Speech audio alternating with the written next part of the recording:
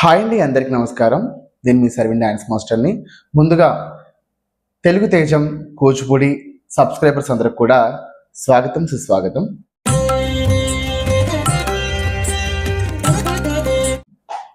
అలాగే మనం ప్రీవియస్ వీడియోలో కూచిపూడికి సంబంధించిన నమస్కార శ్లోకాస్ ఏ విధంగా నేర్చుకోవాలి అనేది కూడా ఒక వీడియో చేసాము. ఇప్పుడు ఆ యొక్క నమస్కార శ్లోకాస్ని ఉపయోగిస్తూ నమస్కారం అనేది ఏ విధంగా పెట్టాలి, అలాగే దానికి అర్థం అనేది కూడా మనం తెలుసుకుందాము. ఇది కూచిపూడి సర్టిఫికేట్ కోర్సులో చిన్నారులకి చక్కగా ఉపయోగపడుతుంది. కాబట్టి అర్థం లేని విద్య వ్యర్థం, కాబట్టి మనం అర్థం తెలుసుకుంటూ ఈ యొక్క నమస్కారం శ్లోకం అనేది స్టెప్ బై స్టెప్ ఒక్కొక్క నమస్కారం ఒక్కొక్క శ్లోకానికి పెడుతూ దాని మీనింగ్ కూడా మనం తెలుసుకుందాము. చిన్నారులందరూ కూడా చక్కగా నేర్చుకోండి. ముందుగా చూడండి.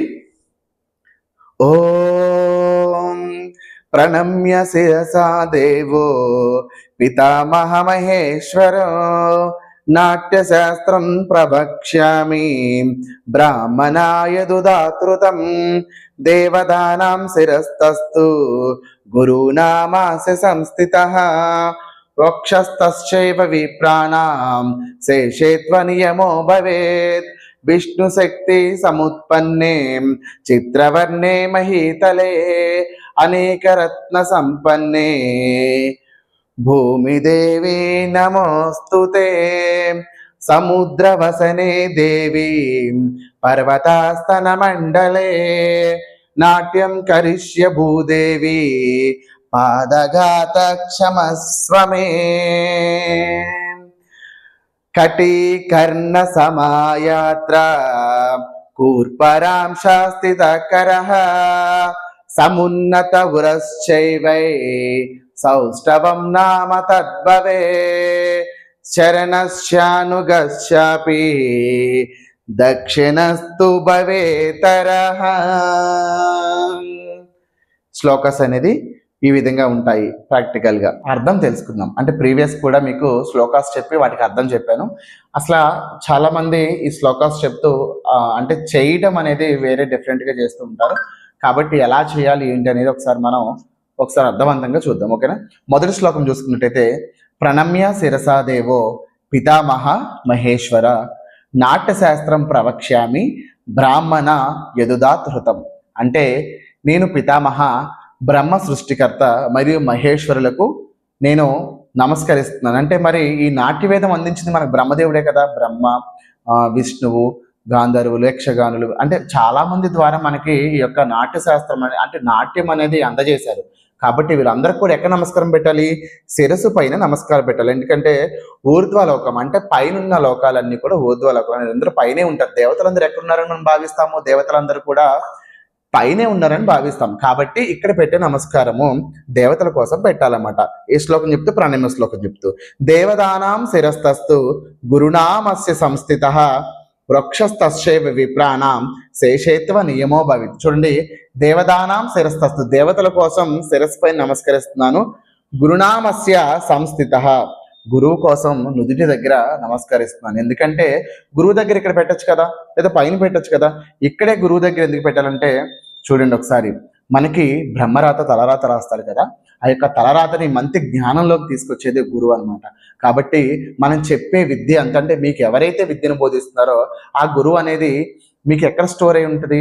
అంటే నేర్పించే విద్య ప్రతిదీ కూడా మనకి మన మైండ్లోనే స్టోర్ అయి ఉంటుంది, అంటే మన బ్రెయిన్లోనే స్టోర్ అయి ఉంటుంది. కాబట్టి మన గురువు ఎక్కడున్నాడని భావించాలి? మన బ్రెయిన్లో ఉన్నాడని భావించాలి, అంటే మన తలలో ఉన్నారని భావించాలి. కాబట్టి ఇక్కడ పెట్టే నమస్కారము గురువు కోసం మనం నమస్కారం పెడతాం. దేవదానం శిరస్తస్తు గురునామస్య సంస్థితః. తర్వాత చూడండి, వృక్షస్తశ్చైవ విప్రాణాం శేషేత్వ నియమో భవేత్. అంటే ఇక్కడ పెట్టిన నమస్కారం వృక్షస్తశ్చైవ విప్రాణాం శేషేత్వ నియమో భవేత్. అంటే పెద్దలందరికి కానివ్వండి, పూజ్యులకు కానివ్వండి, ఎవరైతే మనకంటే పెద్దవాళ్ళు ఉన్నారో, రెస్పెక్ట్ పీపుల్స్ ఉన్నారో వాళ్ళందరికీ కూడా ఇక్కడ నమస్కారం పెడుతున్నాము. అంటే ఎందుకు పెడుతున్నామంటే దేవతలకి, గురువుకి, అలాగే పెద్దలందరికీ కూడా నేను నాట్యాన్ని ప్రారంభిస్తున్నాను అని చెప్పడమే ఈ యొక్క నమస్కారం యొక్క మీనింగ్ అనమాట. అంటే దేవతలకు చెప్తున్నాము, గురువుకి చెప్తున్నాము, తర్వాత పెద్దలందరికీ కూడా చెప్తున్నాము నేను నాట్యాన్ని ప్రారంభిస్తున్నాను అని. తర్వాత విష్ణు శక్తి సముత్పన్నే చిత్రవర్ణే మహీతలే అనేక రత్న సంపన్నే భూమిదేవి నమోస్తుతే. విష్ణు శక్తి నుంచి ఉద్భవించిందే భూదేవి. అయితే ఈ భూదేవి అంట అనేక రకాలుగా, అంటే అనేక పరిపూర్ణమైన రంగురాళ్ళతో అనేక రకాల నేలలు ఉంటాయి. ఇప్పుడు నల్లరేగడని, ఎర్రరేగడని, సంథింగ్ కొన్ని రకాల భూములు ఉంటాయి కదా. అట్లా అంటే ఒకటే డిఫరెంట్ భూమి ఉండదు. ఇప్పుడు భూమి మీద మనకి ఏం దొరుకుతాయి? క్షితిజాలు దొరుకుతాయి, వజ్ర వైడూర్యాలు, బంగారాలు అవన్నీ దొరుకుతాయి. ఇటువంటి అందమైన భూతల్లి మీద మనం నాట్యం వేసి తొక్కుతున్నాం. అంటే ఒక ముద్ర వేసి ఆ భూదేవిని తొక్కుతున్నాం. కాబట్టి మేము నృత్యం చేసి కంప్లీట్ అయ్యేంత వరకు కూడా మాకు ఎటువంటి హాని జరగకుండా చూడు తల్లి అని చెప్పి ఆ శ్లోకం చెప్తూ మనం నమస్కారం చెప్తున్నాం. ఇంకో విధంగా కూడా భూతల్లిని మనం మంచిగా వర్ణించారన్నమాట. చూడండి ఒకసారి. సముద్ర వసనే దేవి పర్వతాస్తన మండలే నాట్యం కరిష్య భూదేవి పాదగాత క్షమస్వమే. అంటే సముద్రాన్ని దుస్తులుగా ధరించి, అంటే భూమి మీద సముద్రం ఉంటుంది కదా, ఆ సముద్రాన్ని దుస్తులుగా ధరించి, పర్వతాలని వృక్షస్థలంగా ధరించి మేము నృత్యం ప్రారంభించేటప్పుడు మాకు ఎటువంటి హాని కలగకుండా చూడని చెప్పి కూడా ఈ యొక్క శ్లోకాన్ని మనం చెప్తాం. నెక్స్ట్ చూడండి.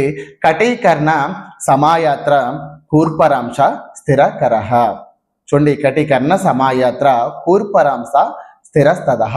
చూడండి, సమున్నత ఉరశ్చైవై సౌష్ఠవం నామ తద్భవే. చూడండి, నడుము మరియు చెవులు తల పైకెత్తి, గడ్డం కొద్దిగా కూడా పైకెత్తి, దీని ఛాతి చూడండి, ఉరశ్చైవై ఛాతి కొద్దిగా పైకి వెత్తి సౌష్ఠవంలో కూర్చోవటాన్ని, అంటే సౌష్ఠవాసనంలో కూర్చోనే దాన్ని కూడా ఈ శ్లోకం చెప్తాం అనమాట మనం. ప్రాయేణ కర్ణే కార్యో వామో వక్ష స్థితకరః చరణస్యాను గచ్చాపి దక్షిణస్తు భవేకరః. చూడండి, మనం కరణం అంటే చేతులు ఆడిస్తున్నప్పుడు, చేతులు చేస్తున్నప్పుడు ఎడమ చేతి ఎక్కడ ఉండాలంట? ఛాతి దగ్గర ఉండాలి. అలాగే ముందుండి పాదములతో ఎలాగైతే కదులుతుందో హ్యాండ్ మూమెంట్ కూడా అలాగే చేతులతో తిప్పాలన్నమాట. ఈ ప్రాయేణ కర్ణే కార్యో వామో వక్ష స్థితకరః చరణస్యాను గచ్చాపి దక్షిణస్తు భవేతరః అంటూ ఈ శ్లోకం చెప్తూ మన చేతులు అనేది కూడా కదిలించాలన్నమాట. కాబట్టి విద్యార్థులందరూ కూడా ఇట్లాగా నమస్కారం పెడుతూ, ఇలా నమస్కారం శ్లోకాస్ చెప్తూ నమస్కారం పెడితే మీకు సర్టిఫికేట్ కోర్సులో కూడా బాగా యూజ్ అవుతుంది. కాబట్టి నేర్పించే గురువులు ప్రతి ఒక్కరు కూడా ముందుగా నమస్కారం శ్లోకాస్ నేర్పించి అర్థవంతమైన అర్థం చెప్పి ఈ యొక్క నమస్కార శ్లోకాస్ చెప్తూ నమస్కారం పెట్టిస్తారని కోరుకుంటున్నాను. Thank you so much. మరిన్ని వీడియోస్ కోసం మన తెలుగు తేజం కూచిపూడి సబ్స్క్రైబ్ చేసుకోండి. అలాగే లైక్ చేయండి, షేర్ చేయండి. Thank you so much.